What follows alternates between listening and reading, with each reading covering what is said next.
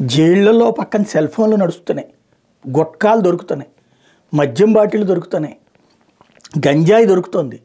వాటన్నిటి పట్టుకోవడం కోసం అని చెప్పేసి ఎప్పటికప్పుడు నిఘా వేస్తుంటే ఈ దొంగలు ఎవరైతే ఉంటారో, తప్పుడు పనులు చేసేవాళ్ళు ఎవరైతే ఉంటారో వాళ్ళని కాపాడేందుకు వాళ్ళు ఇచ్చిన సమాచారంతో వాళ్ళు ఎవరి మీద కక్ష పెట్టుకుంటారో ఆ అధికారిని టార్గెట్ చేస్తూ సాగుతోంది ఆంధ్రజ్యోతికి సంబంధించినటువంటి.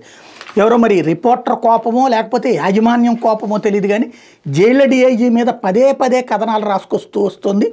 తాజాగా మరొకసారి రాసుకొచ్చింది కోస్తాంధ్ర జైళ్ళ శాఖ డిఐజీ రవికిరణ్ వైఖరి. ఇదివరకు కిరణం అంటూ రాసుకొచ్చింది, ఆ తర్వాత ఆయన మీద పిచ్చ పిచ్చ కథనాలని రాసింది. ఈ దఫా ఏంటి, ఆయన జులుం చేస్తున్నారట. ఏం జరిగినా ముందు నాకే చెప్పాలి, మీడియాకి సమాచారం చేరవేస్తే కఠిన చర్యలు, కోస్తాంధ్ర జైళ్ళ శాఖ డిఐజీ రవికిరణ్ మేమో అన్నటువంటిది రాసుకొచ్చారు. మొన్ననే తేలిని అదే జైళ్ళలో వీళ్ళు రాజమండ్రి జైల్లో ఉన్నటువంటి వాళ్ళని కాపాడడానికి ప్రయత్నించారు. ఫైనల్గా ఏం తేలింది, రాజమండ్రి జైల్లో ఎవరు అక్కడ వేషాలు వేస్తున్నారని తేలింది. పబ్లిక్గా జరిగినటువంటి విషయాలన్నీ అందరికీ తెలిసినాయి. ఓవరాల్గా చూస్తే డిఐజీ ఏదో బాగు చేయడానికి ప్రయత్నిస్తున్నారు, జైళ్ల శాఖను సంస్కరించడానికి ప్రయత్నిస్తున్నారు. దాన్ని కవర్ దాన్ని ఆ సంస్కరణ చేసేటప్పుడు బాధితులు ఎక్కువ మంది ఉంటారు. ఎందుకు, దాన్ని అడ్డు పెట్టుకుని సంపాదించుకునే వాళ్ళు ఉంటారు.